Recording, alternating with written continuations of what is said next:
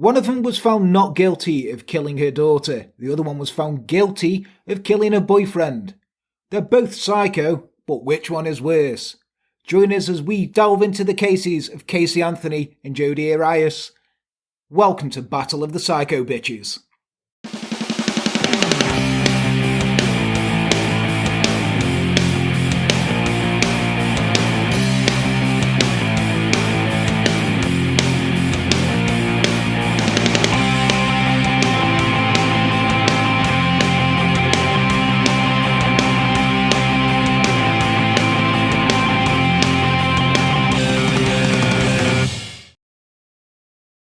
Hello and welcome to Enter the Dark. I am Jan. With me as always is Les. Leslie, how are you? I'm alright. You alright? Just alright? Just alright. Just alright? Yeah. You're looking forward to this one? Big double header. Big double header. Yes, love a bit of head. You know, you make out like a circus seal. Well, everybody, welcome. Yes, this is a very, very, very special two-parter that we've been telling everyone about for a while now. Yes, Battle of the Psycho Bitches. We've got Casey Anthony in one corner, and in the other corner we have got Jodi Arias. So, Les, who do you think's more psycho? Well, I know the Casey Anthony one, but the Jodi Arias I've got a bit... Yeah, don't worry, we'll get into this for you. You know, it's one of them. It's like, we all know now that, like, I don't do my research or homework. Speaking of research, I'd like to give a big, big thank you to Hannah, who has been researching these for us and helping me out no end with all the research, finding all the phone calls, all the audio tapes, watching countless hours of court documentaries with me. Hannah, you are a fucking star. Thank you so much. And also, we're still not paying you. But before we get going, let's just jump straight into the Patreon shout-outs there. We've got our unpaid intern, Hannah Blue Harrington, our classy lady, Amanda Champagne, our Swiss God, Swiss Phil, Sugar Mama Astoria Crowley, adoptive family, Emma? Yeah, Emma. Amy, Emma and Jet Coleman. We have Sassy Sasha Johnson, Larry Lisa Dempsey, Marie T. Jensen, Casey the Cannibal, Misty Day, and a brand new one, Becky Louise. Thank you all for pledging for us. You are fucking amazing. And welcome to the Sick Fuck family, Becky. Yeah, welcome. You remembering the lines and everything? So, yeah, I'm getting into this. I'm invested, man. Right then, as I throw away my notebook, let's get into this one. Casey Anthony. Now, everyone knows about her. We've got to be very careful here for two reasons. One, she was found not guilty. Allegedly's. A lot of allegedly's. A lot of allegedly's coming in here. And also, weirdly, I had a message off on Instagram from a Casey Anthony stan who told me, I understand you're doing a video on it. Don't say anything bad or I'll come and find you. Obviously, I was scared, so I asked him how many sugars he has in his brew and what's his favourite type of cake. He didn't say red velvet, he's a dick. He didn't say anything after that. I can't believe there's Casey Anthony stans out there. Yeah. So then, yes, Casey Anthony, let's get into it because this is a good one. A lot of allegedly's going into this because someone said she was innocent. No, she was found not guilty. There's a big fucking difference. Yeah, there is. And also, we're going to see whose father had it worse, Herb Mullins or Casey Anthony's, because... poor old George. Anyway, let's get into it. So, Casey Anthony, she was born on the 19th of March 1986 in Orlando, Florida, to George and Cindy Anthony. Also, I found out, Florida, apparently, it's a shithole. Yeah, I've heard this. Yeah, I thought Florida was really nice, but apparently it's like a zoo where white people do stupid shit. I was like, really? But like Hull? Yeah. But I've like... With alligators. I was asking Hannah, I was asking Brittany, all my American friends, and they were like, yeah, Florida, fuck Florida. So they were on about Willie Picton, and someone's mum went, that's some serious Florida shit right there. I thought he was in Canada. He was, but they were reading about Willie Picton, and they were like, that's some serious Florida shit. Because that's what they expect in Florida. And I thought Florida was just like old people golf and... alligators and parks. But no, apparently Florida... fucking crazy shithole. Anyway, as a child, Casey was pretty normal. She was good in school, very close to her family, and she apparently liked photography in gym class. All right. But she was described as a friendly, outgoing, determined child Nobody had anything bad to say about young Casey, with her mum saying she had lots of little boyfriends and she was very popular. Oh, I hate that when parents, is that your boyfriend? Is that your girlfriend? It's like, stop sexualising your children. Great. Yeah. Leave it I hate alone. that. Like, Rue came home, last time he was round and said, I've got a girlfriend, Daddy. And I'm just like, you've not though, have you? No. You've got a friend who is a girl. But as Casey became a teenager and went to high school, she began to lie more and more, culminating in her first huge lie. It was weeks before her senior year graduation and she was buying her gown and inviting family to the ceremony. The day before, Casey's mum received a phone call telling her Casey wasn't able to participate in the ceremony as she didn't have enough credits to graduate. Casey had known this well in advance, but kept it quiet from her parents, taking the lie all the way to its limit. However, Cindy decided to go along with Casey in the lie, telling her to go along with her story, have the party, take the gifts, but not to tell anyone that anything was wrong. This included the family as well, as when Casey's grandparents asked why she wasn't in the ceremony, Cindy said, the school messed up with some admin, so she graduated, but it was too late to amend the ceremony. And this was the start of a pattern of lying by Casey, but also a pattern of enabling by Cindy. Casey would take a lie to a very limit, and when she was confronted with the truth, she would take the lie to the next level rather than admitting the truth. And she would always think she was smarter than everyone else and would get away with it. So, in other words, she was a narcissistic idiot. I was going to say... And her mother was an enabler. And they're the two worst things when you've got a narcissist and an enabler. Yeah. But the next huge lie came when she was 19. Cindy noticed Casey had put on some weight. Her parents confronted Casey and she denied that she was pregnant, as it was impossible because she was a virgin. Holy fuck. The virgin Casey. The holy virgin Casey Anthony. Some biblical shit there. To be honest, I think Casey's lying. Yeah. She wouldn't admit the truth until she was 7 months pregnant. Oh, for fuck's sake. Now, I know she lied about a lot of stuff in this, and we'll get into the stupid lies she told Les. But, are you pregnant? No, I'm not pregnant. What's all this weight you're putting on then? I'm putting weight on. I'm a virgin. I can't be pregnant. This is immaculate conception. Really? Do you think you were getting away with that, Casey? Really? But this is the thing with Casey Anthony. She thinks that her lies are perfect, and she'll just keep lying and lying and lying, like, oh no, I'm a virgin, but you were clearly pregnant. But I'm a virgin. Yeah, but you're pregnant. This isn't a miracle. Actually, yeah, I'm pregnant. Yeah, we've known for a while, Casey. Anyway, she attended a family gathering with her parents around this time, and as the family members coming up congratulating her on her pregnancy, Casey and Cindy both denied it, saying it was just water weight. Water weight. There's a fucking lot of water, Casey. She could have gone with anything there. It's like, I've been making a lot of pot roasts or Twinkies and bloated. Yeah, no, it was water weight. It's a fucking cyst. So, right, we know it's not immaculate conception now, so God isn't the father. So you're asking who is the father, right? Yeah. Well, we don't know. And to this day, we still don't know, but there are a couple of contenders to the title, okay? Casey first told her parents the father was a man named Eric Baker, a one-night stand from months before. But Casey would call Cindy up in tears a few weeks later, saying Eric had died in a car crash. Wow. Yeah, we don't know if Eric Baker was a real That's person. a lie, isn't it? That's a lie.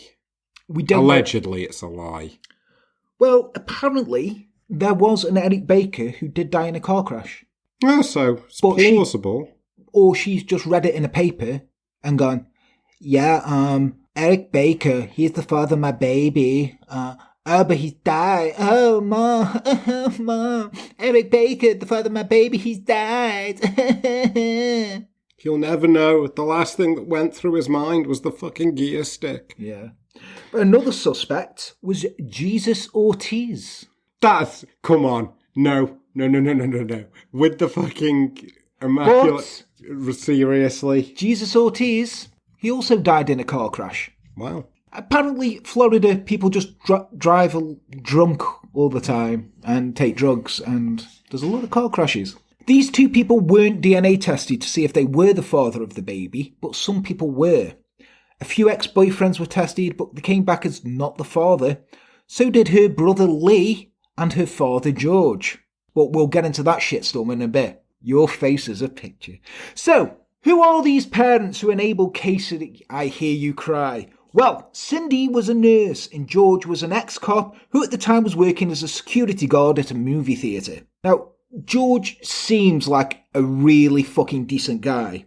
He's kind of an NPC, right? He was described by his first wife as a nothing outside of his uniform. Oh, yeah. Ooh. And he was fired by his own father from the family business. What for? I don't know. You just have no charisma and you need to leave. But, George, I love you. You're my son, but... You've got nothing. You got nothing, mate. Get out. You've got nothing. There's nothing to you. But George, he was well respected as a police officer, but this wasn't his dream job. His dream job, and I'm not fucking making this shit up, his dream job was to be a character at Disney World. Yeah. Which one? I don't know. He just wanted to be Donald Duck or some shit. He's gone through life as a police officer, right? And all he wanted to be was Goofy. Literally like an NPC, though. Like, you just fucking encounter those fuckers.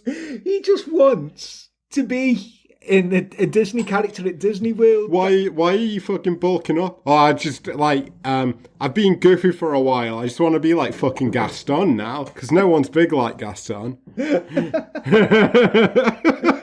Oh, but honestly... That's fucking beautiful. I mean, the man had a dream. He had a dream. I mean, it wasn't Martin Luther King-sized dream, but he had a dream. He had a dream there. Like, oh, bless him. Just want to be a fucking Disney character. Honestly, George, I just want to hang out with George because he does, out of all of this, he's quite possibly the only person who comes out of this with any sort of empathy for him. What would your dream job be?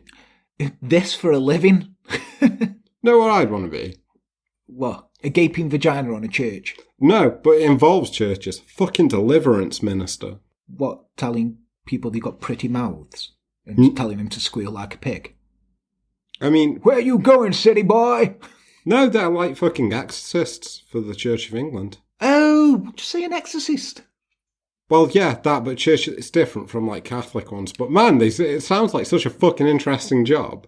So, you Church of England exorcist, what do? You go around and give the demon fucking cake and do a jumble sale for him?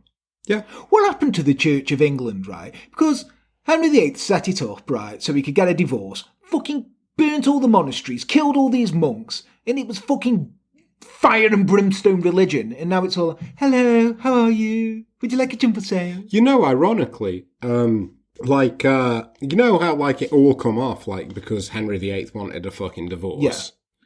Weirdly, the Church of England stance, in regards to divorce has become, like, dead, like, fucking hard line. Like, they don't like divorces, like, anymore. Like, for example, like, it's dead hard to remarry in a church if you get, like, divorced, like, and you're part of the Church of England. So that's a fucking massive irony. Anyway, digression. Anyway, digression there, sorry. So then, yeah. Sorry, that was... just got us onto dream jobs. Like, bless him. Bless his cotton socks. Anyway, so George, he was essentially controlled by Cindy and Caylee, right? He'd, like, lived in this house with all this drama, and he would go along with it and the lies just so he could have a quiet life. Like, he was, like, Cindy fucking henpecked him. Then he's got his daughter who, if you said no to her, she'd blow up and give a drama and all this shit. And he's just there, like, dreaming of being Donald Duck. You know, like... He didn't want to be Mickey. He was okay to play second fiddle. He just wanted to be Donald. He just wanted to be Donald. I've got images now, like, of him having a bit of a darker side, like, when they're all out and he just needs a release and he's there, like, dressed up as Donald Duck having an asphyxiation wank. I mean, I can imagine that. Him and Dennis Rader just wanking each other off, choking, like, hanging from a fucking doorknob. Dressed up as fucking Disney characters. Yeah. I mean, If that's all George, if that's the worst thing that happened to the Anthony family, we wouldn't be doing this. But we are. Anyway, Cindy, on the other hand, was a controlling decision maker. She would always be on the warpath with Casey, who was pretty much the same. It's hard to tell if Cindy was a narcissist or just an enabler for Casey's narcissism, as every lie that Casey told was backed up by Cindy to the hilt. She had no problem lying to her family with ease about Casey's graduation or pregnancy, even though the answers she gave weren't the most convincing. Mm-hmm. Like, it's water weight, and there was an administration error. It's a default fucking excuse, that isn't it, really? Administration error. And water waiters. Oh, you've put on a bit of weight. Oh, just water retention. Take some water pills and shut the fuck up. Cool. Anyway, this led Casey to believe that she could do anything she wanted and the world would look after her. And with Cindy enabling her all the way, she was sort of right. Yeah. You know, she could lie as much as she wants and she's got her mum backing her up and her dad there just trying to keep the peace and have a quiet life. So when Caylee was born, it was a happy moment for the entire family. But it wasn't without the standard Anthony family weirdness. Cindy told the nurses that she was to be the first person to hold the new baby and not Casey. And then she was quoted as saying, "It's like having Casey all over again." Fuck, this is weird. That's a weird dynamic. I know, yeah. Now, all of the press surrounding this case it's going to have you believing that Casey was a horrible mother to her daughter. But the statements given by people in the investigation said that she was pretty much a good mum and she was always attentive to Caylee and her needs.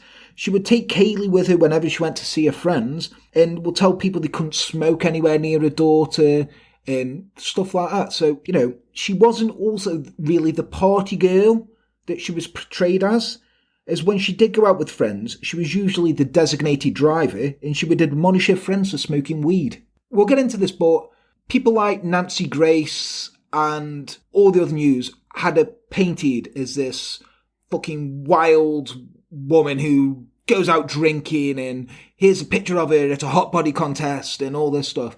And she wasn't actually like that. Okay. For these 31 days that we'll get into, yeah, she was like that. But before that, she wasn't. She wasn't going out drinking all the time. You know, she looked after her daughter. Cindy and George made sure that she was going, because she wanted to give the baby Caylee up for adoption, and her mum was like, "No, you're keeping this baby. You're keeping it, and you're looking after this baby." And they made sure that she looked after it. We'll get into like the media spin around it and that, but I know everyone's now listening and saying, "Oh no, she was." I'm like, no, I've done research, so fuck off. She wasn't actually like that. She got like that, and I'm not defending her. But at this point, she wasn't like that. Anyway, despite these glimpses of a good person, the lies were not far away. She told her parents for 2 years she was employed at Universal Studios Florida as an event planner. She would get dressed for work and leave the house for hours at a time. She would also write fake work emails to herself from several email accounts she had set up, and also once took Cindy to a business lunch, but the work friend, Juliette Lewis, had to cancel. Possibly due to filming commitments. If you're going to come up with someone's name, and it's a fake work friend, and you've got your mum there, don't use an actress. Juliette Lewis can't make it. Her friend Brad Pitt was coming, but he can't make it. And then George Clooney, he was coming, but he can't make it now. Laura Wazinger. That's more convincing than fucking Juliette Lewis. Colin Smith. Yeah, just Jesus. Let's talk about Caylee. Okay. So Caylee, she was a lovely little girl. She had a very close bond with Cece and Jojo, is what she called Cindy and George. Mm-hmm. Oh, cute, isn't it? Yeah. And she loved swimming, animals, and dressing up. And she was very outgoing, and she liked talking to people. So she's just your standard little toddler, bright, so cute. And she was really smart for her age, and she could count to 10 in English and Spanish. Ooh. So, you know, that's very smart. This is where it starts getting a bit dark now. So, we've got this lovely little girl. The last time Caylee is seen alive by Cindy or George was on 16th of June. Cindy left the house at 7 a.m. to go to work, and George left that afternoon between 12:50 and 2:30 p.m. Sometime between George leaving and 7 p.m. that night, Caylee Anthony died. It couldn't have been later than 7 p.m. as this was the time Casey had met up with her new boyfriend, Tony Lazzaro, a student at the University of Central Florida. They'd met on Facebook a few weeks before, and on this night Caylee was missing. The couple rented Untraceable and Jumper from Blockbuster Video. Terrible films. Jumper is shit. Hayden Christensen. So Tony and his roommate Roy House said that Casey seemed relaxed that night, and she even started to smoke pot. Casey would stay at Tony's for a while and was described as kind of a den mum who would clean the apartment and do all the cooking for everyone. She had told her friends that her mum had kicked her out and she had to find somewhere else to live, and apparently Tony and Roy didn't think it was weird that Caylee wasn't there. Now, Tony and Roy went by the DJ names of DJ Anonymous and DJ Beady and ran the infamous Hot Body Contest on June the 20th at the Fusion Ultra Lounge, part of That Dope's Fridays, presented by Seduction Productions. That is a brilliant fucking company name, Seduction Productions. Yeah. Beautiful. That's the one that Casey took part in and will be used all over the news and social media to portray her as the wild party girl. Now, regardless of what anyone thinks happened to Caylee at the time, she died 4 days before. Right. And Casey was now taking part in a hot body contest, and according to some people who knew her, she was on Xanax that night, like most of the people in the club. Now, if you were to believe her innocence, you could say that people do grieve in different ways, and this could be her letting herself go and trying to escape the death of her daughter. Or if we were to speculate that she had killed her daughter 4 days before, she could be going crazy, free from her responsibilities. We're not saying she killed her, just saying, don't sue us. Now, the reason this contest is brought up so much mainly is because there are several photos of her at the club on stage, which not only made great fodder for the prosecution, but also the public casting an eye towards a young mother who should be concerned with her daughter's whereabouts. As far as anyone was concerned, Caylee had been left in the care of a nanny called Zenaida Gonzalez, or as Casey referred to her, Zanny the Nanny. Zanny the Nanny. Which is quite a coincidence, really, Les, because the street name for Xanax is Zanny. Zanny. It's a bit weird. Yeah, that's a bit... Oh, so... I see where that may be going. Now, Casey was the only one with any sort of responsibility among her friends, and especially among the Fusion nightclub crowd, before June the 16th. But afterwards, she was free to do what she wanted. A diary entry for June the 21st... one day after the hot body contest, read, "I completely trust my own judgment, and I knew that I made the right decision. This is the happiest I have been in a very long time.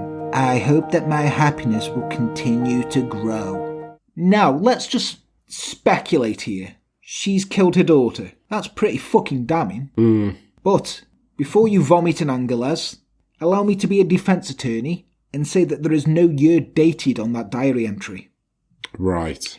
The prosecution in the trial stated it was from 2008, but the defence team said it was from 2003 when Casey was still in high school. Now that little snippet of prosecution saying this, defence saying this, that just gives you a little view of how this case was. The prosecution thinking, this is nailed on.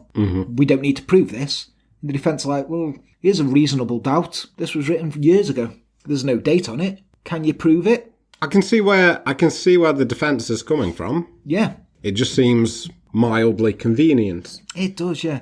But regardless of when this entry was made, Casey was having the time of her life between the disappearance of her daughter and reporting that she was missing. On July the 2nd, Casey would get a tattoo that people would throw in her face over and over and over again. Paying $65, she got the words Bella Vita, which means beautiful life in Italian, on her back. Now, looking at the tattoo, you can say she's guilty of having terrible choices in body art, as she already had a shamrock on her lower back and 3 cherries on her hip. But it doesn't mean she is guilty of murder.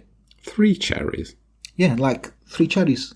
You know, where you got like 3 cherries on the stems. I've always just seen it as like 2 cherries. She had 3. Casey Anthony does herself.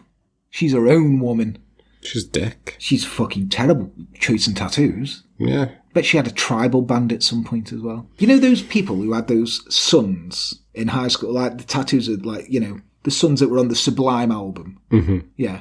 I hope they're all doing okay. They're not, though, are they? I don't know, but, you know, big shout out to them.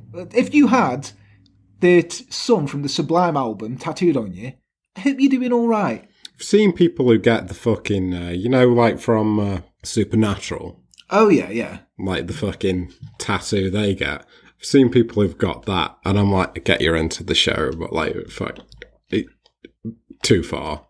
You're a dick. I mean, I love Supernatural, but yeah, same. I wouldn't get that. I wouldn't go out of my way to get that. Like, no, because again, it does look like something from like the fucking early 2000s, late 90s, like something like fucking. Those kind of people are the type of people who listen to like fucking Creed. I'll defend Creed. The Creed had some good fucking songs. To be fair, I prefer Alter Bridge, which were the band that came after Creed. Yeah, with Miles Kennedy and Mark Tremonti. Yeah. And Mark Tremonti is like fucking solo work that he's done, and it's like fucking mint. Like his last album was like a cyberpunk fucking concept album. Do you want to give a bit? Shall we do a bit of Creed?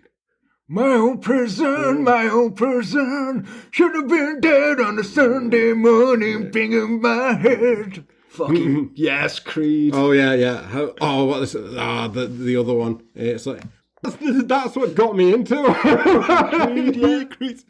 Anyway, sorry. I think we're the only two people who put Creed over.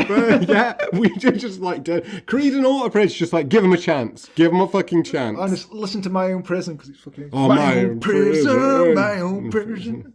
Could have been dead. Sorry. Anyway, on Sunday morning, banging my head. Anyway, apparently Casey said she got the Bella Vita tattoo in honour of Caylee, but this conflicts with another story that she told later. Oh? Because a lot of her stories conflict with each other because she's a terrible liar. So, around this time, Casey was having little to no contact with her parents, but on June the 23rd, she broke into her parents' shed with Tony Lazzaro to steal some petrol cans for her car. Oh. Now, George caught her in the act and he confronted her, to which Casey threw a tantrum and threw the cans back at him, screaming, "Here's your fucking gas cans!" Now, the cans were stored there, right, even though her parents thought Casey had a good job at Universal Studios, right? She always seemed to run out of gas in her car and did not have money to pay for some. So George would simply fill some cans to keep and then drive to Casey when she phoned and he'd fill a car up for her. I love George. He's such a nice guy. Mm-hmm. Right, but this time, enough was enough. They hadn't heard of Casey in days and they hadn't seen Caylee for longer. George called the police on Caylee, who turned up and were probably like, "Dude, this is your fucking daughter. Just fucking bollock her and learn her some fucking respect." Mm-hmm. You know, George, we know you were a good cop, right? But, dude, seriously? Just get a handle on this. Get your shit together. Yeah, George, you know, we know Cindy's a bitch. And your daughter's just the same. Seriously, dude?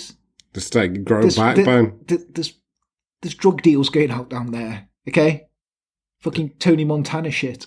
This is Florida, George. Tell you what, dress up as Donald Duck and do an intervention. Yeah, that'd be ace. Imagine it.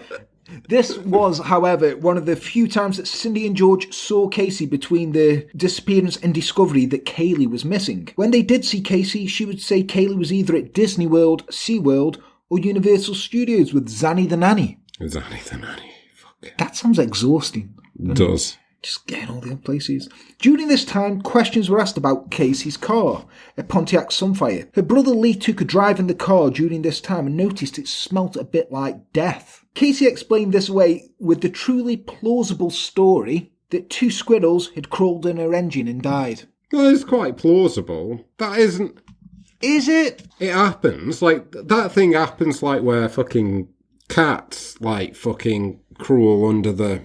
Yeah, but two squirrels crawling up in an engine and just dying. Okay, it's not that plausible. Another friend called Amy Herzinger noticed the smell too and Casey said that she had hit a squirrel and it had got stuck to the front of the car. Now, I'm not saying Casey's lying about this, but how tall would this squirrel have had to be for it to hit the car to become lodged in the fucking grill, right?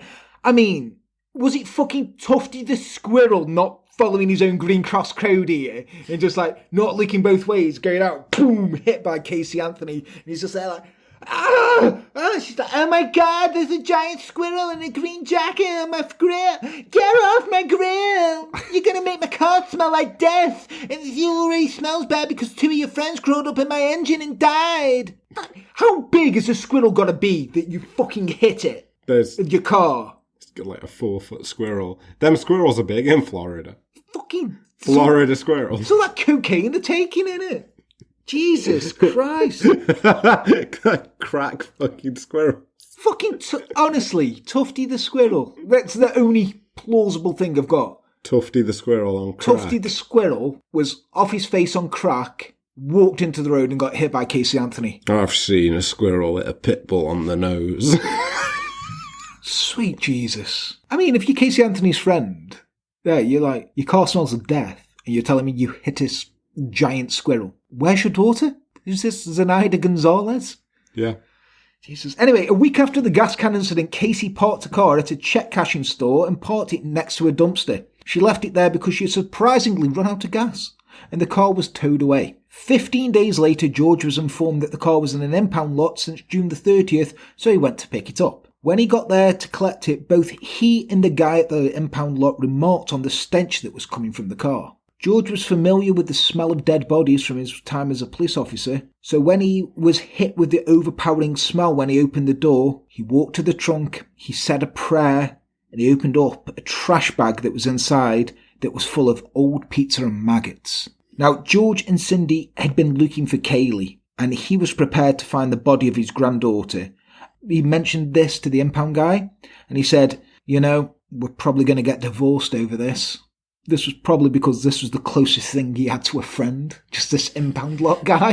The guy's like, hey man, it's above my pay grade. Give me the money and take your fucking car. Stinking up my lot. Like that meme, like when somebody you don't know, like fucking tells you or tells you their life story. It's just like, okay. He's like, I'm going to get divorced over this. Dude, I've known you for 5 minutes. I don't care. Give me the $150 and fuck off. Oh. Do you want to go for a pint after? No? So, do you like Daffy Duck? Go away. Go away. Donald Duck, obviously. Yeah. He hates Warner Brothers. Anyway, George drove the car home with the windows down, trying to air out the car from the stench of death. I've just got this image of him like an Ace Ventura, driving with his head out the window. Whilst dressed as Donald Duck. Yeah. Just a little sailor hat. Just there driving inside. I shouldn't laugh because honestly, poor George. Poor George. Oh, George. When he's just driving like with pizza and maggots in the back. He's like, I wonder if Pepe wants to come out later. You seem like a nice guy. Wait till I tell Cindy I've got a friend.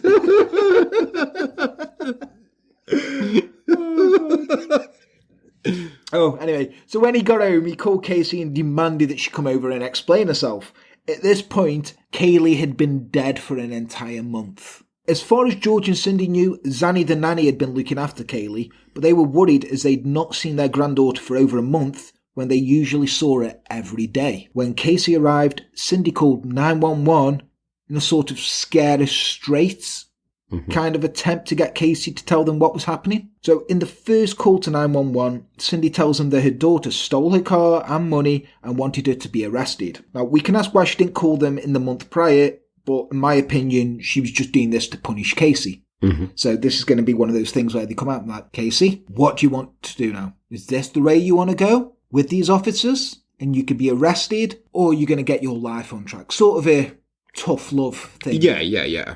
After 2 hours of waiting for the police to come arrest Casey, George and Cindy started to piece together what had been going on, prompting Cindy to call 911 again. This time, it's to tell them she wanted to report her 3-year-old granddaughter missing, and she'd been missing for a month. Now, according to testimony, Casey's brother Lee asked her what had happened to Caylee, and Casey, after a while, broke down and said she'd been kidnapped by the dastardly Zenaida Gonzalez, a.k.a. Zanny the Nanny. Oh my goodness, the plot thickens. When confronted by her family why she hadn't come to them straight away, Casey says she was embarrassed and she was afraid that Zanny would harm Caylee if she involved anyone. She was on the case for the past month. And by on the case, she meant hanging out with a DJ boyfriend, taking part in hot body contests, while off her tits on Xanax, cashing stolen checks and stealing gas cans. I mean, you got to have a hobby. My kids have never gone missing for a month from a nanny, so I wouldn't know what to do. Maybe taking loads of Xanax would get you off your tits. By the way, for our British listeners here, we're talking about diazepam. It's a fun drug. It really is, isn't it? Yeah. That and tramadol. Tramadol, I tell you what, I can see why she took it. Yeah, it's great. If I was entering a hot body contest, I'd get off me tits on diazepam as well. I'm not going to lie, illegal drugs are okay, but, prescription drugs are, fucking... Prescription drugs are where they're at, and also your doctors are happy to give them to you. Yeah. I've got a bad back, it's been really bad. Here you go. Just take all these drugs. Oh, bless the NHS. Anyway, this led to the third 911 call that day where Cindy, crying on the phone to the operator, said that Caylee had been missing for a month and the babysitter had taken her and her daughter had been trying to find her herself. Also on this call, Cindy said, "There's something wrong. I found my daughter's car today and it smells like there's a dead body in the damn car." Dun, dun, dun. At this point, Casey gets on the phone to the 911 operator, and when asked what's going on, she replies, "My daughter's been missing for the last 31 days. Then she says she knows who's got her and actually had a phone call off her that day from a number that is no longer in service and got to speak to Caylee for about a minute. Now, having mentioned the possibility of having a dead 3-year-old, the police came straight away and Casey gave them the name of Zenaida Gonzalez, nefarious kidnapper extraordinaire. According to Casey, Zenaida was a friend of her ex-boyfriend, Jeffrey Hopkins, and he had babysat his toddler Zachary. When the police found him, he told them that he had never heard of Zenaida Gonzalez, and he didn't even have a kid.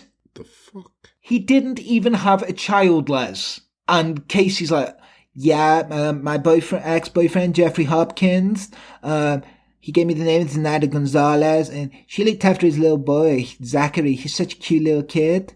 Yeah, it was Jeffrey Hopkins who gave me that name. Didn't even have a fucking kid. He's just like, what? He's like, literally, yeah, I know Casey. She's a fucking high-maintenance psycho. Like, Zenaida no. Well, she looked after your kid. I haven't got a fucking kid. So this is when the police are like, what the fuck is going on here? So the next day, on the 17th, Casey took the police to the Sawgrass Apartments where she said Zenaida lived. She'd given him the apartment number and described the inside of it in detail. The police looked inside the apartment and saw that it was empty and had been for months. When confronted with this, Casey said, that's weird. Now, the police had gone to the apartment and spoke to the guy on the desk, right? Yeah. Now, he was like, yeah, that's been empty for months. And they were like, well, we need Zenaida Gonzalez. And he went through. Never had anyone called Zenaida Gonzalez live here. And they checked CCTV and they never saw Casey on the CCTV with Caylee. The only time, according to the CCTV, which covered the entrance to the apartment block, that Casey had been there was that day with the police. The police had talked to Tony Lazzaro and his roommates, and they said that Casey hadn't said anything about Caylee being kidnapped or even acted like she was something on her mind. And when they confronted her about this, she said, I spoke to my co-workers at Universal Studios about this all the time. God, when you get off my case? I imagine she said that last bit. Anyway, so the police said they would take her there so they could speak to the people, and she said, fine, even though she didn't actually work there. For fuck's sake, she gets invested in these, hats off to her. Like, she'll fucking go through with it. Like, this is the thing, right? She's so drilled into this. She's just thinking a lie on a lie on a lie. She's thinking she's smarter than the fucking police. I wonder if, to a point and to an extent, she was actually starting to convince herself of her own lies. Do you know what I mean? Yeah. I wonder. I mean, some people who've like been bullied and stuff like that, escape into their own fantasy world and they create lies about things they've done or things they've seen, did, been, to escape from that reality. A bit like fucking, like, like Ted Bundy was like pretty fucking average, but it was like, you'd say he was like on the football team and he was dead popular and shit. I mean, a bit more out there than that. Yeah, but you know what I mean? I can see that, but with Casey, I just think she's a narcissist who believes that she's smarter than everyone. Yeah. And, I mean, she's got away with it with fucking graduation, Caylee, with her mum's help. You know what I mean? So, like, she's just like, I can keep lying here. I can keep lying. I'll get away with this. Something will work out for me. It always does. Mm-hmm. So, when they arrived, they went to the security desk, and Casey was shocked when they said they had no record of her as an employee, and she demanded that they check again. It was only when a supervisor was called and realised that a child was missing and the police were there, the supervisor was like, yeah, let him in. You can imagine Casey getting up again. Hi, I need access to the third floor, please. Yeah, I'm Casey Anthony, I work here. I'm like, got no record of you. Oh, no, I totally work here. Yeah, check again. Must be your system down. So how are you? You okay? Yeah. Oh, did you like that donuts I brought you last week? Yeah, it's totally cool. And this guy's like, you do not work here? Mm-hmm.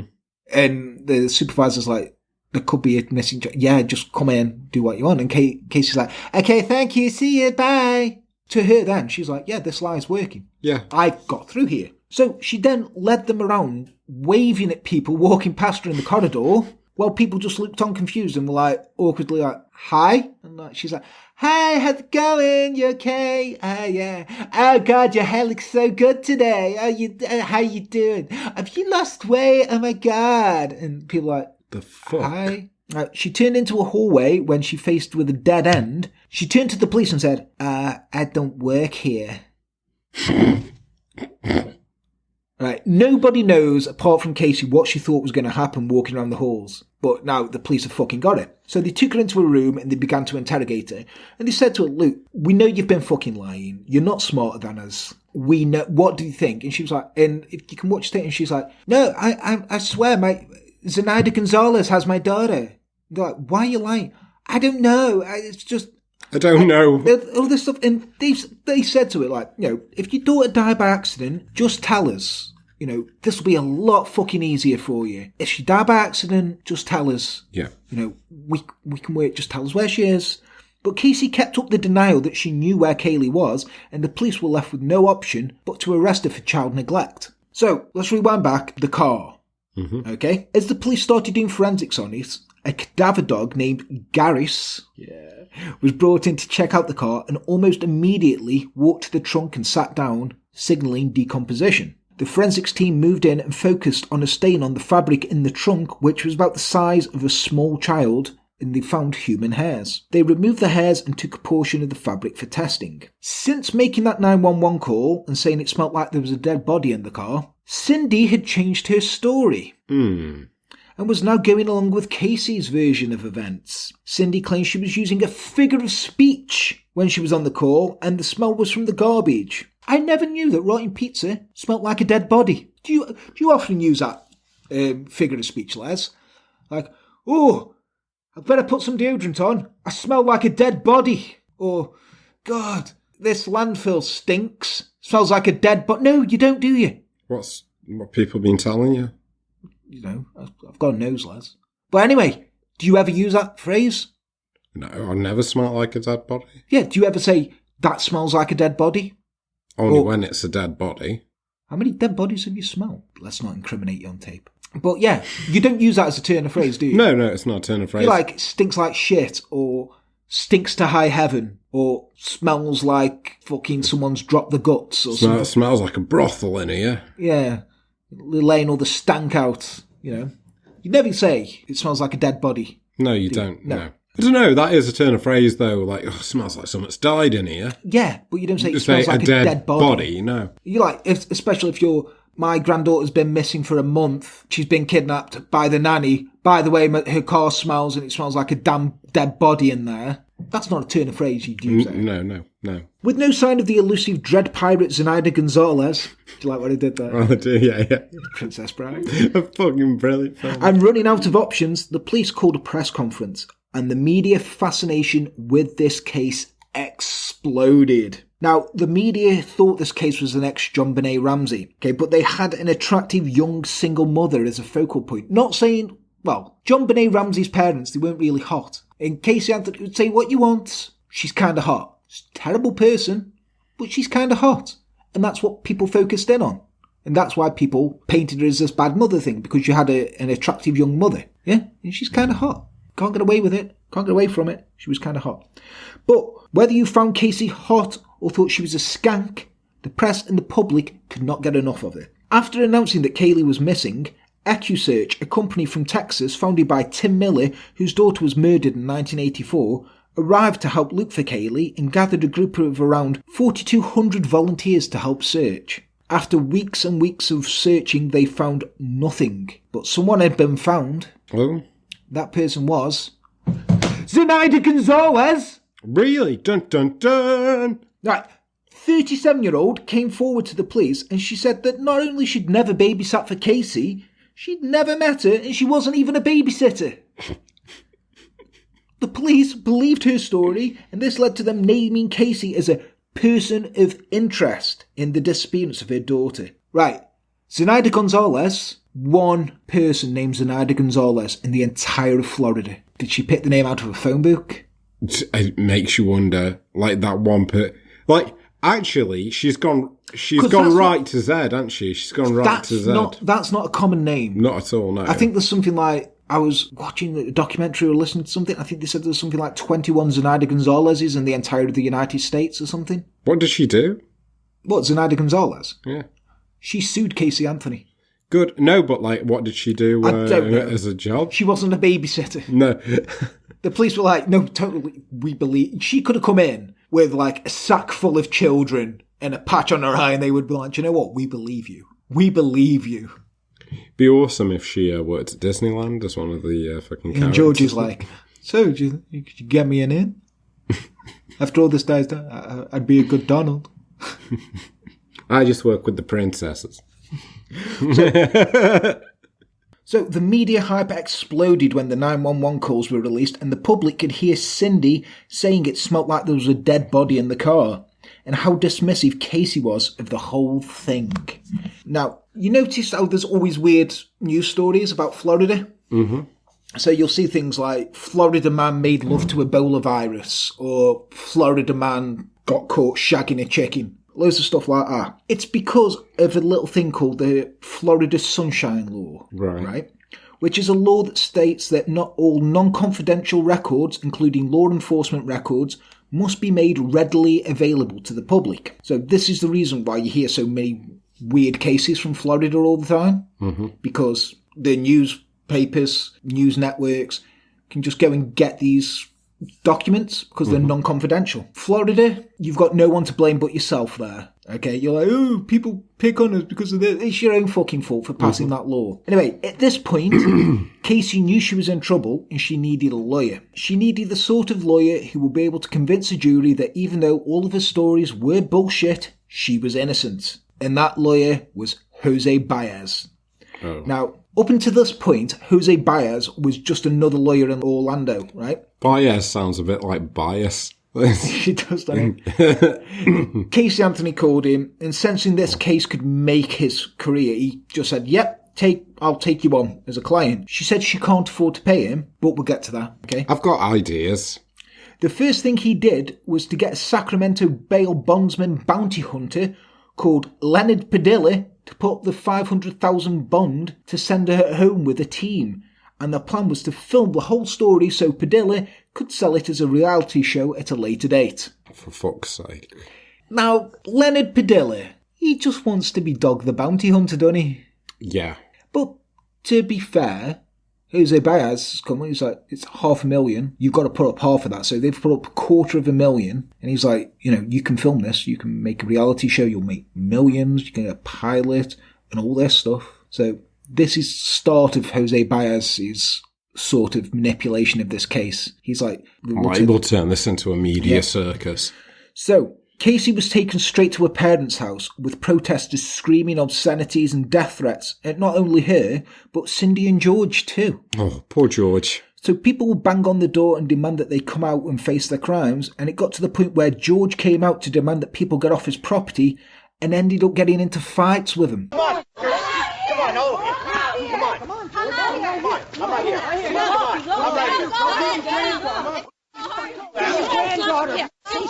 Get your granddaughter. Come on. Don't touch her again. Come on. I'm filing charges on you. Why'd you knock on the door? Why did you run in? Why did you knock on the door? Why'd you knock on the door? All the while, Casey's inside, and according to one of Padilla's team, she was loving every minute of it. Bet she was. Now, there's a bit where there's a man and a woman with the kids banging on the door, demanding that George come out and Cindy and Casey come out. And then they're reading this protest card, going, Casey, you are a murderer. George and Cindy, you are enablers helping her to hide a murderer. You need to come out and face your crimes. No charges have been pressed as of yet, right? They've said to Kate, yes, you're a person of interest. We're charging you with this. There's no body. As far as they know, this kid is alive somewhere. Poor George is like, coming out, get off my property. Seriously, just get off my property. And like, he's having to push people and scuffle with him to get him off because he's like, just fucking leave us alone. Like, these are grieving grandparents here. Yeah. You know, they're worried the fuck about this. There's a bit where they go to visit her in jail and they're wearing the t-shirts with Caylee's face on and like come home angel and all this stuff. Cindy says to her, somebody thinks that Caylee might be dead, and Casey just goes, surprise, surprise. When she went to the police station, she was phoning and she was like, Casey, what's going on? You know, just tell us what's happening. Can I have Tony's number, please? And they were like, Casey, what the fuck? Like, her brother come on going, Casey, what the fuck is happening? What's going on? Just tell me what's going on. I can sort it out with mum and dad. Just tell me what's going on. She's like, look, I'm sick of talking to you now. Just get me Tony's number. Because she just wants to speak to her boyfriend. Yeah. To be like, you fucking tell him this. When you watch those, you can see Casey's got fucking no empathy whatsoever. Okay. She's like turning around. She's like, how do you think I feel? I'm in here. I can't do anything. I've got things. And then there's a nice bit where she's just with her dad. And he's like, you know, I'm worried about, I really miss you, sweetheart. And she's like, I miss you too, Dad.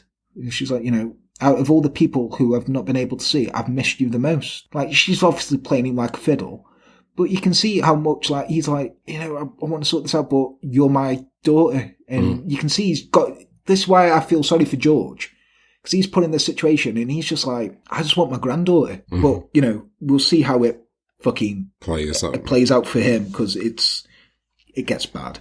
Anyway, Tracy Conroy, who worked for Padilla, she lived at the Anthony house for 9 days to keep an eye on Casey and to film anything they could use for the pilot for the show. She was shocked at Casey's behaviour and said that she was a narcissist. Surprise, surprise. Okay. And one night, she thought she heard Casey crying in her room. And she was like, oh, thank God this woman's broke. She's like, the emotions coming out on her. She went in to check on her and she found that she wasn't crying. She was laughing at a laptop where she'd been talking to a hot guy and they were messaging each other back and forth. Casey was indeed loving every minute of it. She was like, come look at this guy, come look at this guy. And this guy messaged her saying, Casey, I think you're gorgeous.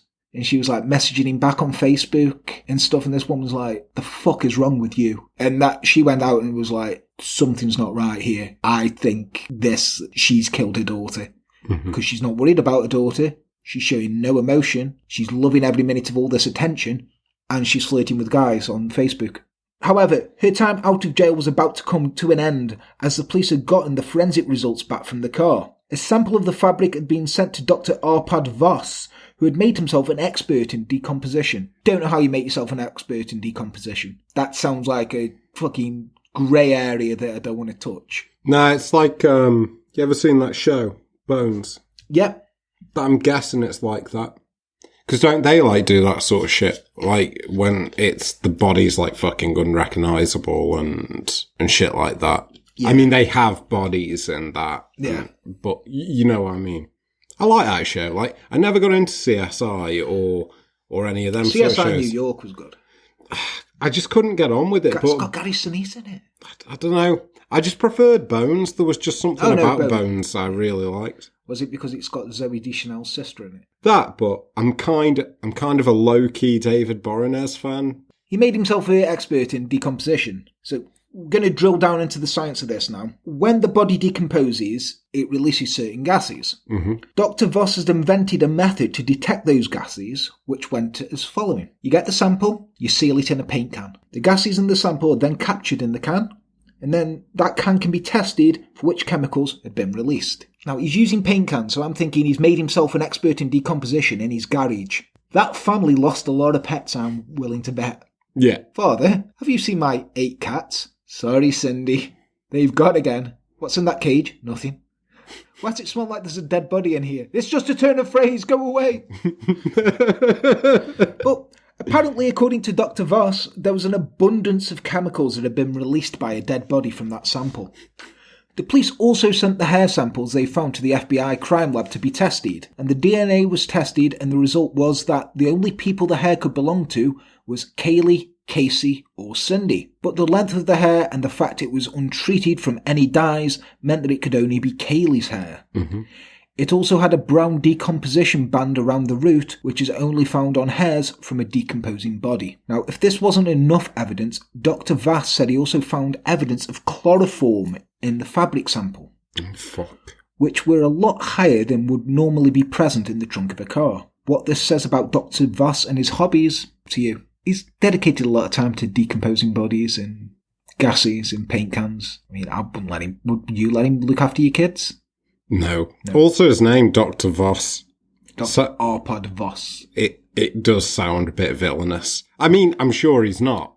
But doesn't it? Like, if I was writing, like, a story about an evil doctor, that'd be, no, it wouldn't. The kind of stories I write, I'd just go, it'd be something like Shipman. Ah, Dr. Shipman. Anyway, so on October the 14th, 2008, Casey was charged with first-degree murder, aggravated manslaughter of a minor, aggravated child abuse, 4 counts of lying to the police, and Casey was still saying that Zanny the nanny was the one who had Caylee, even though Zanny the nanny had come forward, been questioned, and cleared of any involvement.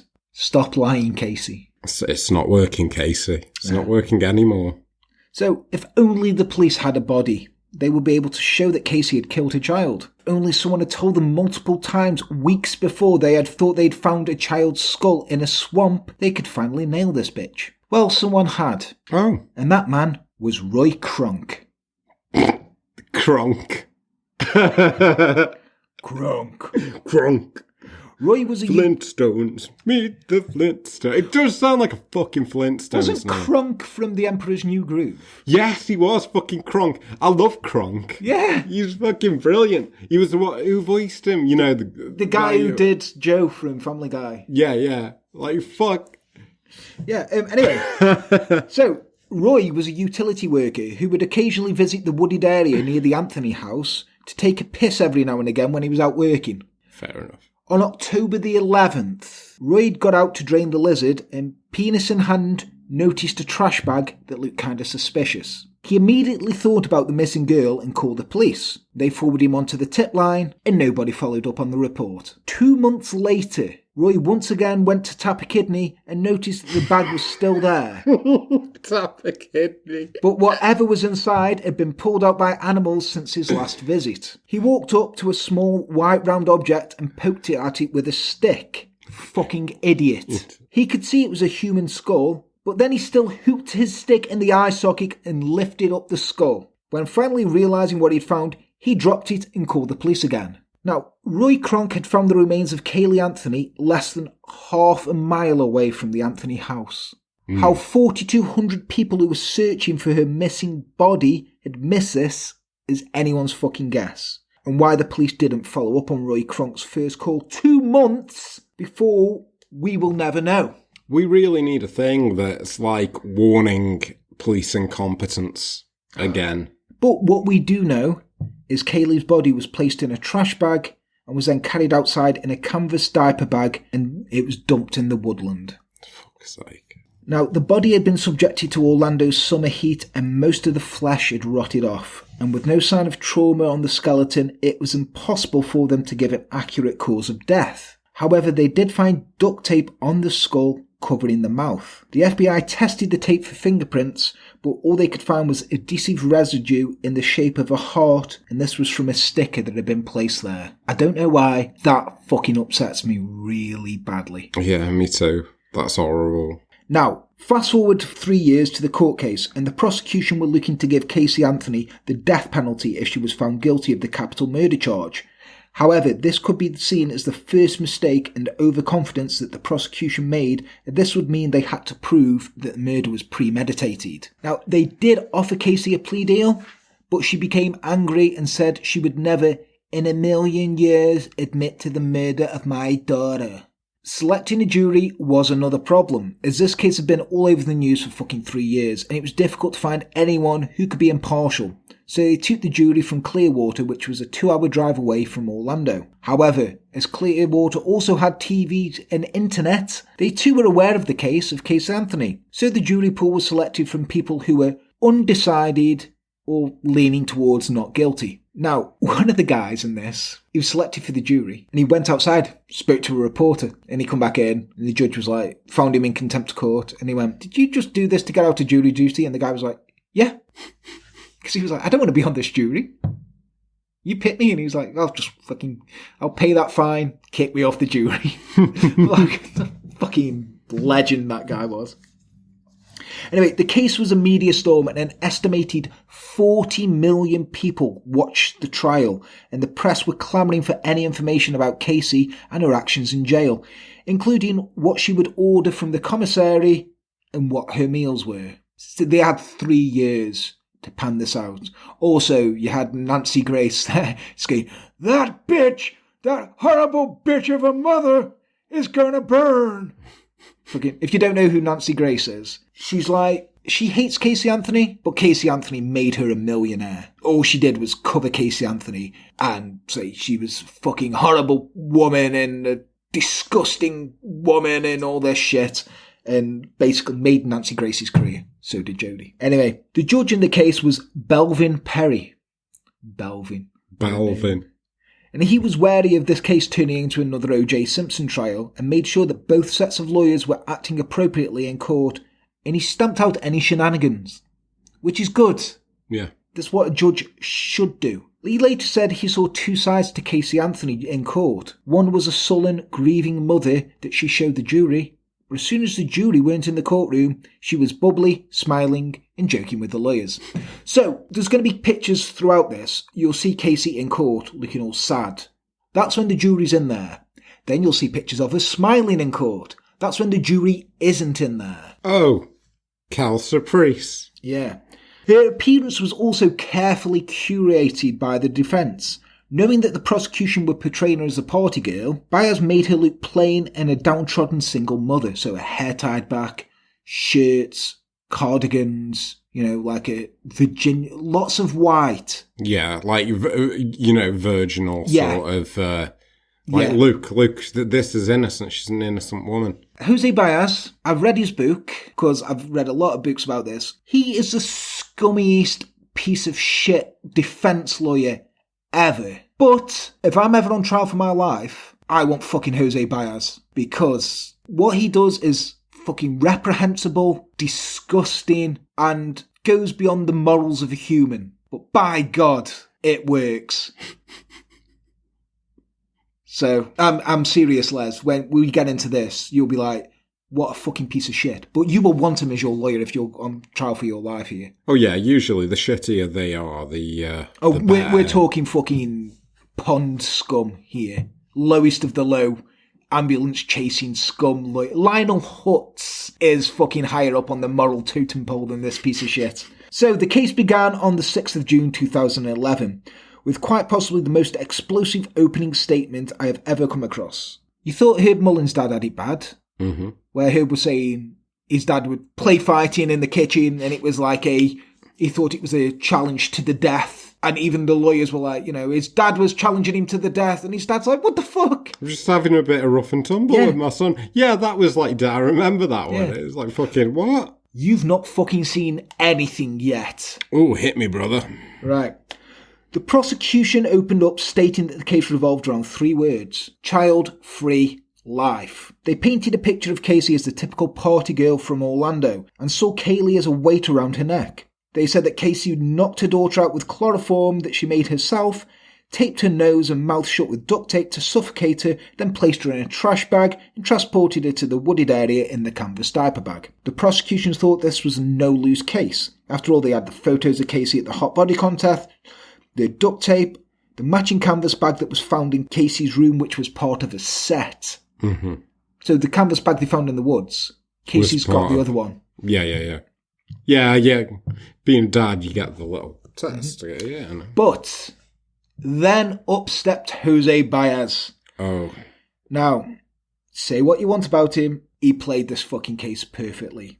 He was about to drop a pipe bomb of CM Punk proportions into that courtroom that not only threw the press and jury, but also the prosecution. Holy shit, is he about run away with the belt? He opened up admitting that Casey did have knowledge of her daughter's death. And yeah, she's been lying to everyone. He was like, she's been lying. Yeah. The reason she'd done this was because Caylee's death was an accident after she drowned in the family pool. Someone had left the ladder down and Caylee had walked outside, got into the pool and drowned, all while Casey was asleep. According to Baez, George found the body and took it to Casey and said, "Look what you've done! Your mother's never going to forgive you!" So George, wanting to protect his daughter, went to the kitchen to get some garbage bags, placed Caylee's body inside and sealed it with duct tape, just like he'd done with family pets when they died. He then took the body in the canvas bag and placed it in the wooded area and went to work. Casey, in shock and denial about what had happened, left for a month to deal with her grief. Grief in inverted commas. Mm-hmm. Weirdly, and this could just be a coincidence, happenstance, say what you will, Casey shared a jail dorm with a woman called April Whalen for a few days in 2009. On Christmas Day 2007, the body of April's 15-month-old son was found drowned in their family pool by April's father. Oh. And the cosmic ballet goes on. Convenient. Baez then focused on Roy Kronk and said that he had removed the remains from another location and he'd staged the whole thing for attention and profit. Kronk had admitted that he'd joked with his co-workers that he'd hit the lottery by finding the dead girl and not to tell any of his ex-wives. Also, Kronk's estranged son said his dad had called him in November saying, "Your old man is going to be famous." In fact, all of Kronk's ex-wives admitted he was inappropriate with children, violent to women, and definitely capable of Caylee's murder. Holy shit. But Kronk was just an idiot piece of shit who was looking to cash in on this poor dead girl. Kronk's sad. Kronk should never have got out for piss. I love how he just pisses where he wants. This guy just doesn't give a fuck. But this doesn't mean that Kronk killed Caylee. No, it just means he's a dick. Yeah, it just means he did move the skull, and Baez said the whole scene was contaminated and forensic evidence couldn't be trusted. But the biggest bombshell, and unfortunately, Les, was this at George? It involved Paul Disney dreaming George. Oh. So, going into court, the prosecution told George what was about to happen and told him under no circumstances could he react, as he was not only a witness, but also the father of the defendant. Baez said that the reason Casey lied so much, and the reason she showed no emotions during the 31 days, was because she was trained to by her father, as he had been sexually molesting her since she was 8 years old. What the fuck? She was taught to lie to protect her father and to bury her emotions of being molested by her father. He said her brother was also in on the molestation, and it was a family secret that made Casey feel as though she had to lie at all times to protect herself. There's a clip where he says this, and he says, "Casey was 13. She'd have her father's penis in her mouth, and then she'd have to go to school." And George fucking just staring on, stone-faced. In his Donald Duck outfit. Now, the burden of proof is on the prosecution in the case, right? So Baez essentially realised he could make shit up, and the prosecution have then got to disprove it. Yeah. And now the world was shocked at the revelation and were preparing for Baez to hammer this home throughout the entire case. So he's going to be like, yeah, fucking molestation, much like it was in the Menendez brothers trial. And I don't care what you fucking say, kids on TikTok, the Menendez brothers are fucking guilty. They do not need another trial, they are guilty. But Baez never brought up the molestation again. Ever. Weird. Never mentioned a word of it again. The prosecution were forced to bring it up, to try and disprove it. But with Byers not calling any experts or showing any proof, the prosecution struggled to disprove it because he's not giving any evidence, so they can't counter that evidence. No. The first witness for the prosecution was George straight after that. Oh my God. And they opened up and said, "Have you ever molested Casey?" And he said, "No. No, sir, I have not." Because he fucking hadn't. Yeah, no way. Now, when it was Byers' turn to examine him, everyone prepared themselves for some fucking hard-hitting questions about the alleged molestation. But Byers instead, this is why he's a scumbag, but it works, focused on George's 2009 suicide attempt. Not long after Caylee's body was found, George, who was completely fucking heartbroken that his granddaughter was dead and that his daughter was probably responsible for it, took off and checked into a motel in Daytona Beach. Took a bunch of pills, drank a lot of beer, and wrote a suicide note saying he just wanted to be with Caylee. Oh, fuck, this poor guy. Byers said that George had attempted suicide out of guilt for disposing of the body and relentlessly hammered at this grieving grandfather while his daughter sat there emotionless. Holy shit, fuck. He messaged people. He took all these pills, drank all this beer. He messaged people to say goodbye, killing myself, and the police managed to find him, pump his stomach and save him. But this poor man has gone through all this, then they're saying he's molesting his daughter, and now saying, yeah, well, you tried to kill yourself because you buried your granddaughter's body. I don't care if I was in court, I would have jumped over that and knocked the fuck out of Jose Byers. If that was me, he was doing that too. So George, well done. The prosecution then focused on the party girl image and the forensics of the hair and the smell that we talked about earlier. So everything that we spoke about, the prosecution brought that up and was hammering that home. They then moved on to the Anthony family internet search history, stating that in March 2008, someone in the Anthony house had searched using Internet Explorer for the word chloroform 84 times. This, coupled with the chloroform particles in the trunk found by Dr. Vass, was what the prosecution used to drive home the theory that Caylee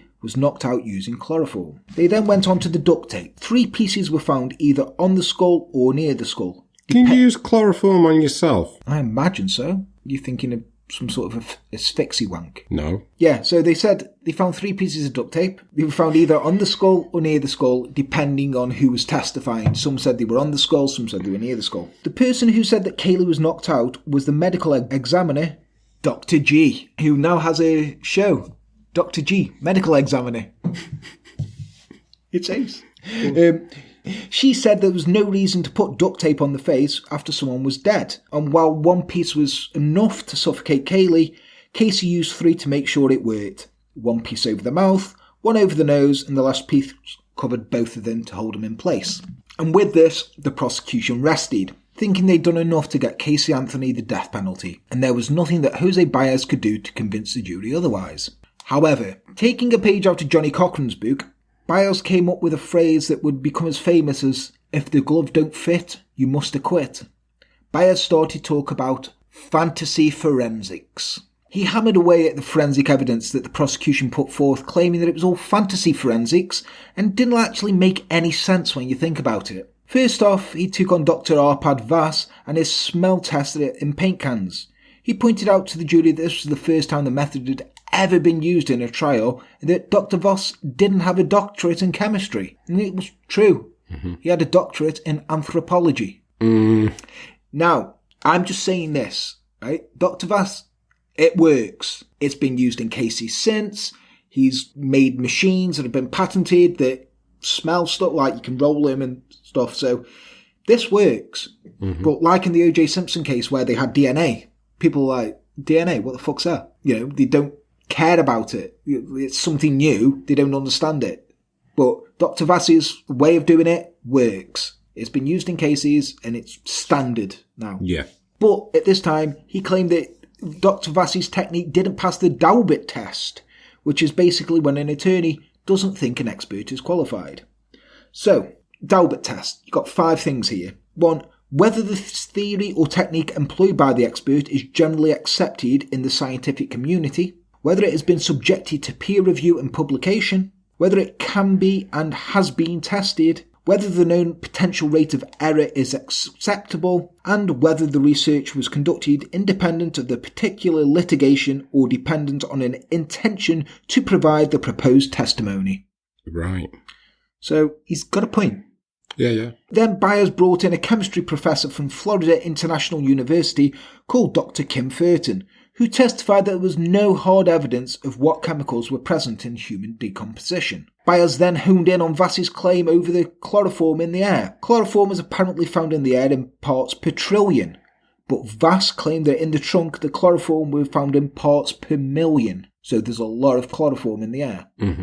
Byers brought in a witness who said it wasn't that weird that there was chloroform, and it was found in many things including cleaning products, which could have been used to clean the car before the trash was found in there. I mean, it's there, it's plausible. Is that a reasonable doubt you've got in your mind there, Les? Yeah. So, what about the Google searches about chloroform found on the Anthony family computer? Well, Cindy Anthony took the stand, and once again, feeding into Casey's bullshit, said that she was the one who'd done the search, and it was by accident that she'd done it. What, that many times? According to Cindy, her dog kept eating bamboo leaves off the plant in the back garden, and it was acting tired and ill. So Cindy was thinking that the leaves may have been the cause of it. Yeah. Fair enough. So she sat down and Googled chlorophyll, but the suggestions came up as chloroform, and out of curiosity, she clicked on it and looked on one site and then came off it. The prosecution called Cindy out on this bullshit, saying she was at work that day and they had time cards and computer logs showing that someone was using her credentials. Secondly, they had already told the court that chloroform had been searched 84 times, and this wasn't out of curiosity. But, Les, what if they didn't do it at all? Byers said that Cindy could have come home and accidentally stayed logged in at work with a co-worker unknowingly using her credentials. But the 84 times claim, well, that's easy. The software the prosecution was using made an error. And do you know what the most shocking thing is here? Cindy was fucking telling the truth. Really? Really. It's true. It made an error. It counted it 84 times instead of once. She Googled it. Shit. Oh, fuck. Now, That's dead. That's the most shocking thing of this case, isn't it? Yeah. Cindy Anthony was telling the fucking truth. Now, with regards to the duct tape, Byers said that the prosecution had used junk science in their claims that there were no fingerprints present. But the FBI weren't expecting to be any on the tape as it had been outside for so long and any fingerprints or oils would have disappeared in the Florida heat and humidity. But Byers said that there should have not only been fingerprints, but also DNA on both sides of the tape. He also said that the tape that was on the face had been put there by the police in transit to keep the jaw attached to the skull. He backed this up with the fact that the prosecution never actually decided whether it was on the face or found near the face. Now, when you want someone to put all of this mayhem into one efficient statement, you call in the Germans. In this case, the German was Dr. Werner Spitz. That's very German. Who had been involved in many cases ranging from the assassination of JFK to the O.J. Simpson civil case. In the O.J. Simpson civil case, he testified that, yes, they were stabbed. That was it. That's literally, he was called up. It was like, yeah, they were stabbed. Thank you, you may leave the stand. It's like that German orphan boy joke. Have you ever heard that? Yeah. I fucking love it. Dr. Spitz dissected the autopsy report of Dr. G and destroyed it, saying the police had essentially half-arsed everything and he hated seeing shoddy work. Now, in his defence, right, he is one of the most respected forensic scientists in the world, and he's got fucking high standards, and he's like, this is how it should be done. I don't care if you think this case is, she's 100% guilty, and this is a slam dunk. You fucking hit these fucking heights. Otherwise, it's not worth doing. Fair enough there. If you want to prove something, prove it properly. Yeah. And yeah, he took the money from Byers and come in and do that. But he's like, yeah, I'm ripping this apart because this is fucking shit work. Mm-hmm. This is half-arsed. You've not done this right. This hasn't been done right. This should have been done. So Byers is like, so essentially what you're saying is that medical examiner's report is worthless. And he's like, yeah, it totally is. One of the most respected forensic scientists in the world came in and said that. Dr. Lawrence Kablinski was brought in to talk about the hair that was found. He said that, yes, it was consistent with Caylee's hair, it was consistent with being the same colour, and it was consistent with being untreated. But without any root on the hair, they couldn't prove it was Caylee's hair. The word there is consistent with. Yeah. It's consistent with this, but you can't say for certain. Yeah. Once again, the swimming pool, the molestation, never brought up again. No proof given, no evidence given, no statements of, well, could she have done this? Yes, she could have done this. There was no questions asked about it by anyone. Could she have drowned in a pool? Yes. Nothing mentioned about it. He focused on the fact that the prosecution could not paint the picture of what happened. Sure, they can say that this may have happened and this was consistent with that, but they could never produce the timeline or a smoking gun that would show the jury that Casey Anthony definitely did X, Y, and Z. When it was time for the closing statements, the prosecution first went through their entire case again, repeated all of the forensic evidence one more time, trying to drill into the jury their version of events. They finished it off with one question. Whose life was better with Caylee Anthony dead? They showed a slideshow of Casey Anthony dancing with her new tattoo and having a wild time. Then it was Byers' turn, but not before Judge Belvin said to him, you cannot fucking mention molestation. He's like, you've presented no evidence, you've not mentioned it again, you cannot use it in these closing arguments. Yeah. Fucking well done, Judge Belvin. Yeah, nice one. Because that would be shenanigans. But with regards to the drowning, Byers did have some evidence. And I use the term evidence in a very, very, very loose way. He showed a picture of Caylee at the back door of the Anthony house, opening it on her own, and behind her was the pool.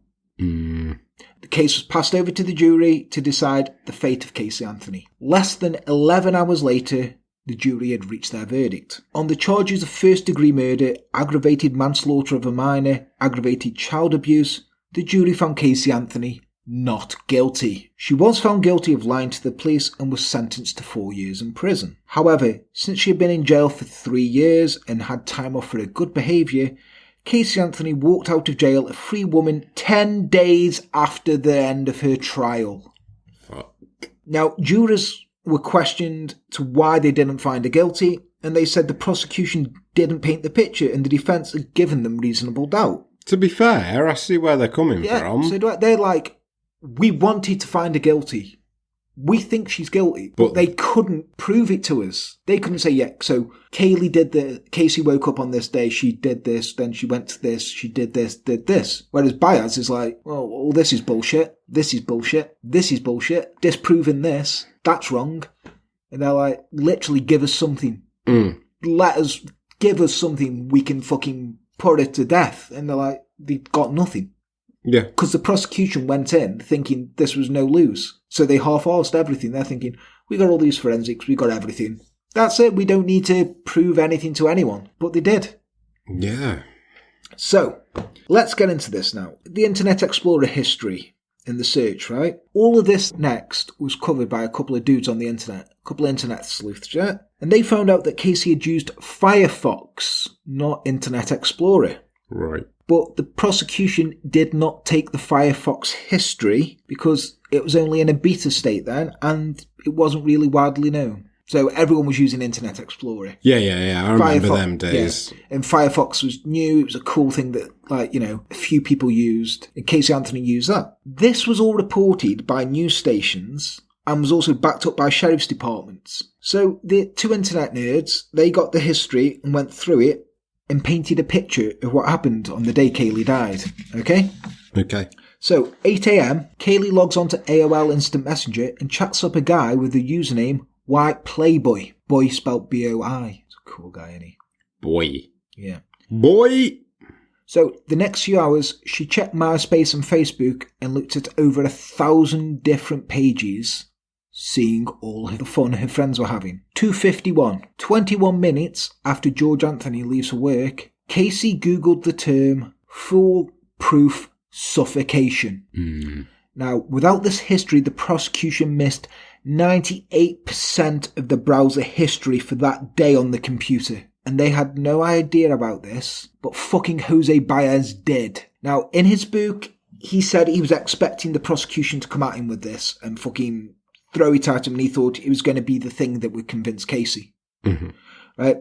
He'd prepared a really weak defence, saying that George Anthony searched it as he was suicidal, but he never came up as the prosecution never knew about it. Fuck. Now, the prosecution are blaming the people. Oh yeah, well, the Sheriff's Department, they didn't give it to us. And the Sheriff's Department said, you didn't ask us to search for suffocation. You asked us to search for chloroform. And you only asked us to search Internet Explorer. Some people have said that they said to him, there's another internet browser here. Do you want it? Have you found chloroform? Yeah, forget about it. Ugh, fuck. How fucking incompetent. They thought it was a slam dunk. Pride comes before the fall, Les. Yes. So then, George and Cindy have now got different relationships with their daughter. As you can imagine, Yeah. George doesn't talk to Casey anymore. He briefly reconnected with her when George was in a near-fatal accident in 2018. He's still deeply mourning his granddaughter. He believes the popular belief that Casey drugged Caylee and overdosed her on Xanax, was Zanny the nanny. Lots of parents have apparently got into trouble for dosing their kids with Xanax and other substances to knock out the kids. It's apparently a popular thing to do. Jerry McCann. Mm-hmm.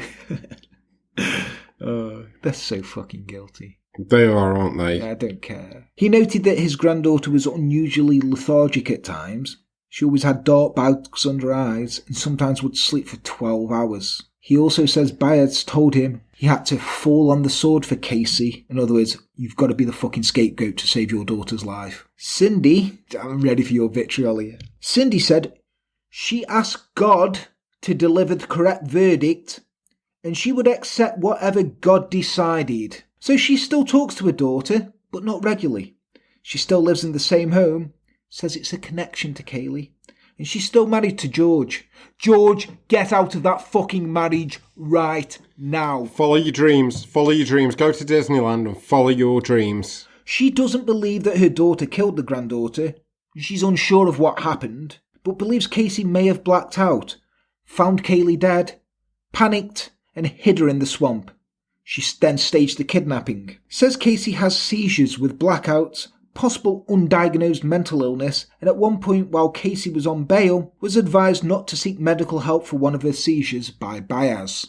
Yeah, I think Casey's got what they term, what is it, NPD, narcissistic personality disorder. It's the thing. Yeah, like for fuck's sake. She's not having a seizure. She's fucking laughing.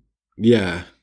So her brother Lee, who you kind of got to feel sorry for him in this all as well. He's had to put up with Casey's shit all the time. And he's like, what the fuck is going on? Just tell me, I'll sort it out. Gets told that he's been fucking his sister and could be... Oh yeah, remember when I said George and Lee were DNA tested? Mm-hmm, because... Yeah, because they were trying to say they were the fathers of Caylee. Fucking hell. So Lee, he refuses to talk to his sister. You would though, wouldn't you? Yeah. He's got children, he's got a wife, his kids are close to George and Cindy, and they know about their big cousin, who's dead. And they play in her old playhouse that is still at the house. That's a bit weird. I mean, it's not, I don't know. There's something iffy about that. It is, yeah. Yeah. So, there was a Anthony family hired a PI, right, called Dominic Casey. So, he believed Casey killed her daughter and claims Byers told him she did. He said, yeah, she's fucking killed her. Also said that Casey was paying Byers in sex and he saw her running naked from Byers' office when he turned up unannounced one time. And in a meeting when Casey backed out of a press conference, Byers turned round to her laughing and said, that's 3 blowjobs you owe me. Yeah. Yeah. Yeah.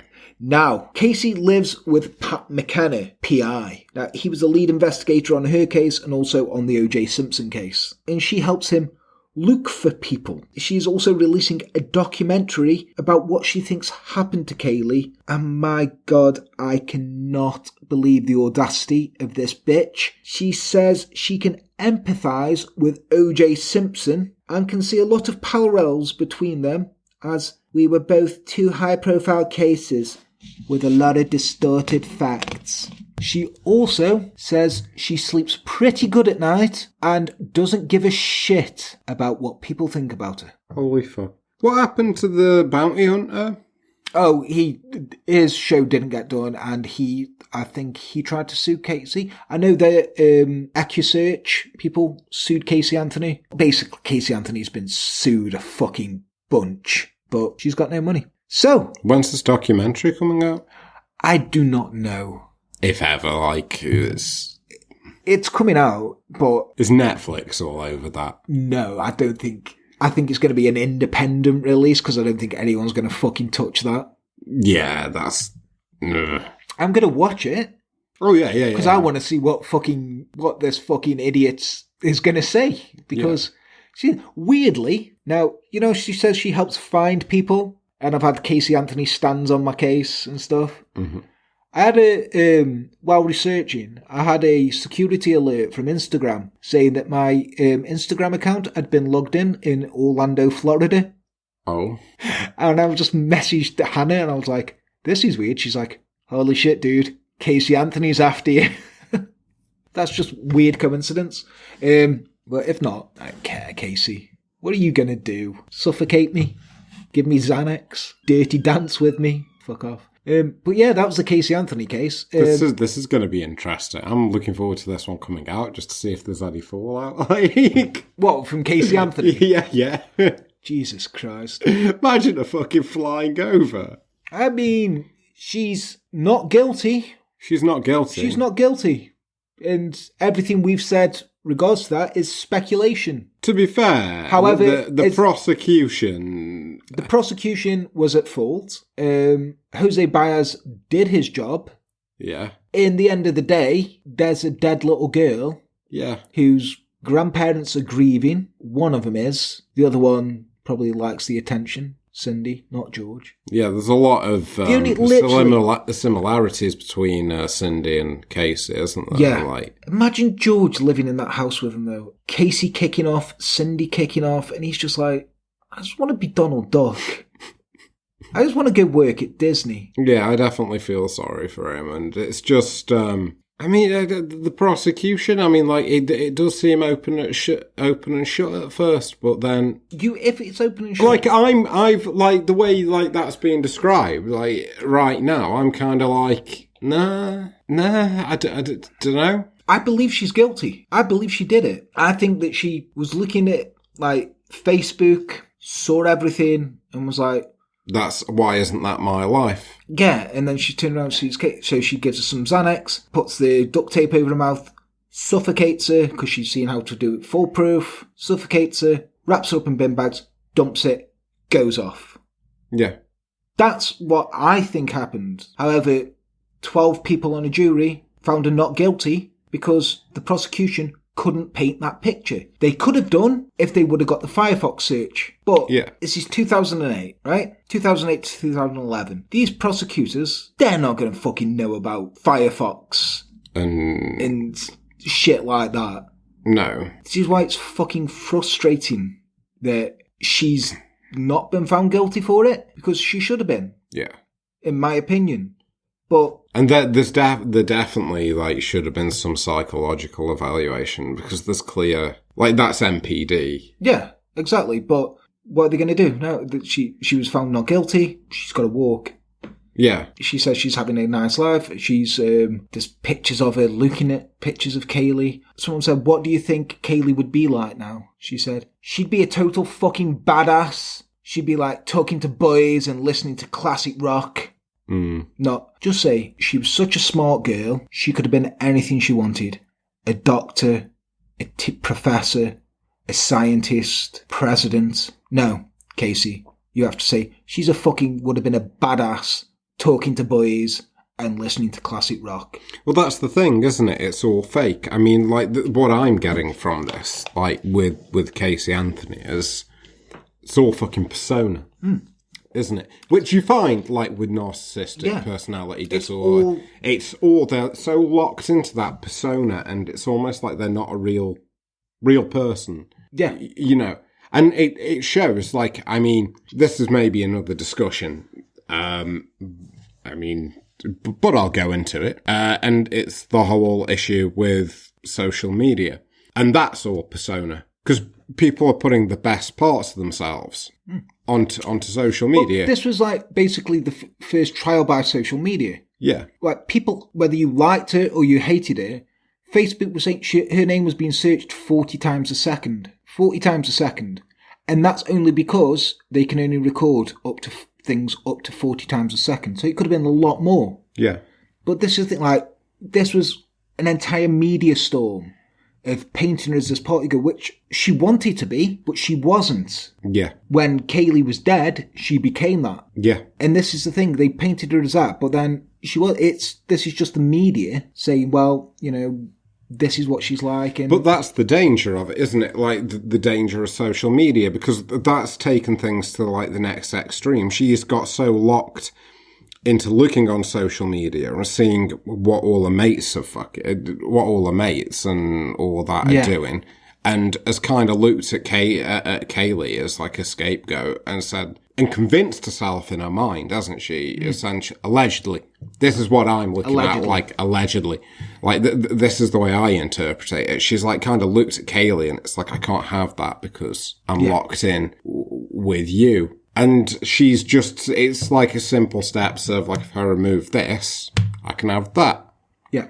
But again, it's all superficial shit because you can't stay on the party wagon all the time. Like, especially if you've not got like fucking capital behind you or anything. Like if you're a fucking rock star or whatever, like, yeah. I mean, I'm pretty sure she could have just said, Mum, Dad, can you have Caylee for a while? Well, yeah. I need to just go. If she could have just left Caylee there and gone, and her mum and dad would have looked after Caylee. There was an easy fix there. But there was an easy fix. Like, it's just appalling because I see this as somebody getting locked into like something exceedingly superficial and taking it to like the most horrific extreme. I mean, she might not have done. Possibly. The jury said she didn't, so okay, she didn't. Allegedly. So that's that. We're just hypothesizing here. If she did do it, this is why you think she may have done it. Yeah. But you're not saying she did do it. I mean, like, I'm not defending her, but like as parents, we know the pressures of like parenting, and sometimes you do just want to go out and fucking party, but like you got responsibilities and shit, so you don't. Yeah, exactly.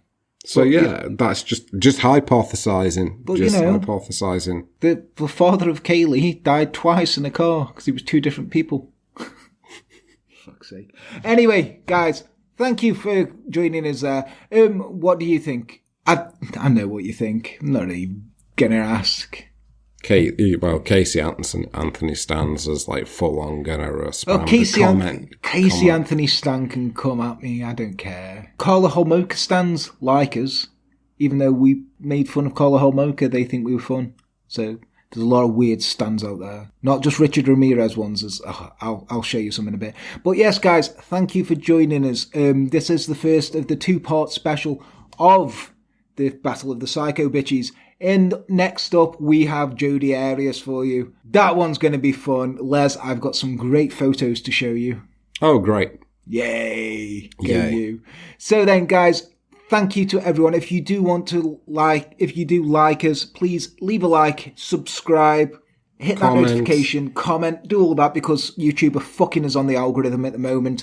So anything that you do like that does help us. Share with your friends. If you do want to support us and help us get stuff out quicker and also do other things, you can do by going to www.patreon.com/enterthedark. You can find us on Facebook, Instagram, Twitter.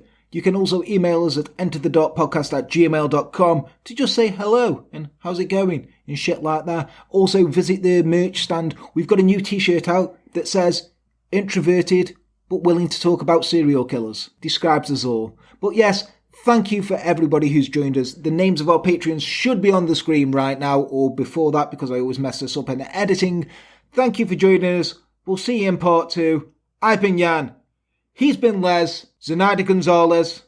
We salute you. Good night.